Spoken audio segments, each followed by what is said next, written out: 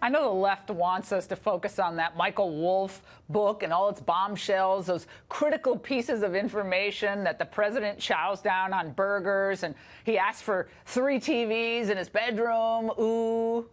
But there's real news to cover, and here it is. The Justice Department began a new investigation into classified material on Hillary Clinton's private email server when she was Secretary of State. The FBI launched a new investigation into whether the Clinton Foundation ran a pay-to-play operation. That's a separate investigation.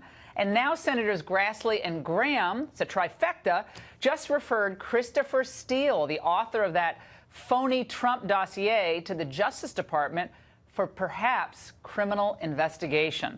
Joining us to discuss those real developments from Capitol Hill, Congressman Jim Jordan. And he's not wearing a jacket. You promised that you were going to wear a jacket on the show the next time you came. I forgot. I'm sorry. I'm sorry. I'm buying you a new blazer. I'm buying one for you. Yeah, particularly the start of the new year. I should have done that. Happy New Year to you. Happy New Year. I love teasing you. You know that. And, of course, of the House Oversight and Judiciary Committees.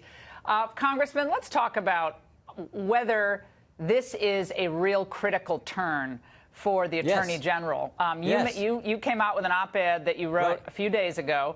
We'll get into that. But this is now a new development. It's not Fusion GPS. This goes right to the heart of the Clinton corruption at the State Department and at the email server. Which of those investigations is more important in your view? They're all important, and they should have happened a long time ago. I think this is a turning point, and I think a lot of credit goes to Chairman Nunes and the push that he's been having, and frankly, a bunch of us. I mean, we've talked about Attorney General Sessions doing his job over there. I think we're maybe turning a corner here, as you point out, getting to the bottom of these important questions that the American people want answers to. So do you now take back what you wrote in your editorial with Congressman Meadows, that it might be good for Jeff Sessions to move on, given the fact that these leaks keep happening? In the Mueller investigation, we've seen more leaks happen over the last few weeks, critical pieces of information coming out of that investigation. No, there's no sense that it's a Trump person leaking that stuff. That's got to be coming out of DOJ. Yeah, right, exactly. I think there are four key things. Stop the leaks, give us the documents, answer our questions. I asked Attorney General Sessions, I asked him in the witness, when he was witness in the Judiciary Committee, I asked him, I said, look, did you pay Christopher Steele? Did you pay the author of the dossier, the person that Senator Grassley and Senator Graham are talking about today? Did the FBI pay him at the same time the Clinton campaign was paying him?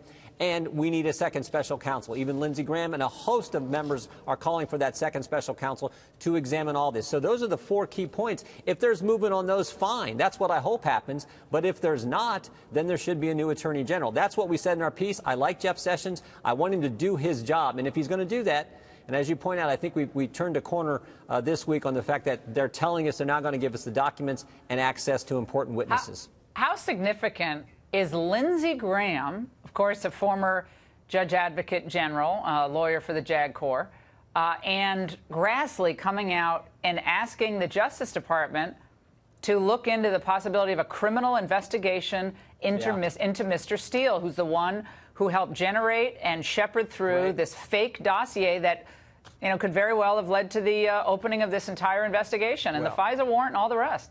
Exactly right. I want to see what they wrote. I want to see what comes of this. But I think it's important, the fact that they're actually wanting to maybe have a criminal referral for this guy who was the author of the dossier, who was being paid by the Clinton campaign. It's reported that he was being reimbursed by the FBI at the same time.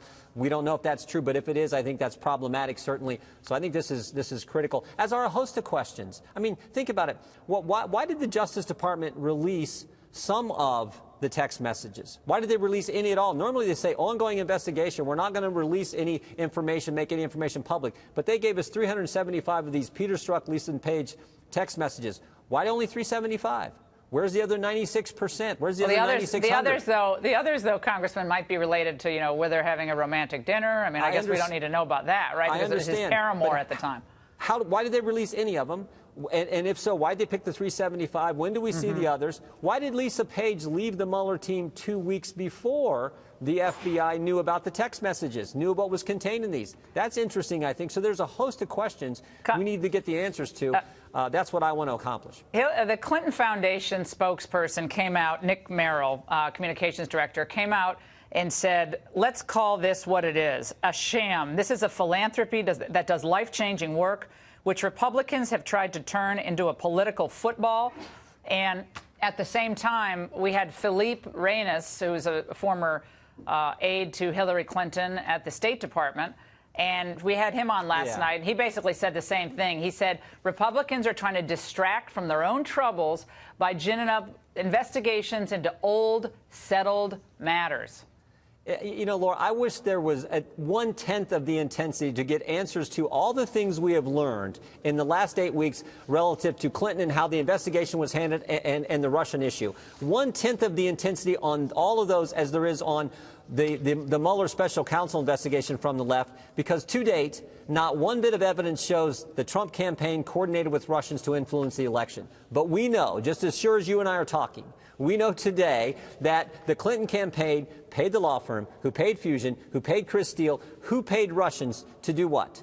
Influence the election. And we know that Peter Strzok, the guy who ran the Clinton investigation, interviewed her, interviewed Mills, interviewed Abedin, changed the exoneration letter, had these text messages with Lisa Page where he said we need an insurance policy to make sure that we don't run the risk that Donald Trump gets elected by the American people. So I just wish 1/10 of the intensity they have for Special Counsel Mueller's investigation, 1/10 of that was applied to getting the answers to all the questions that arise from that fact pattern. Well, Adam Schiff, Congressman Adam Schiff, who a lot of people think is leaking information out of those closed-door sessions of the committee, he says that you all are blocking his ability to bring back witnesses like Don Jr. he wants to bring back and others to get to the bottom of, I guess, a potential obstruction you know what? charge against the president, even though the president really can't be charged with You know what, Laura? I would be happy. They can interview all the witnesses they want, however many times they want, whatever sequence they want, if we would just be able to interview Lisa Page, Peter Strzok, Bruce Orr, his wife Nellie Orr,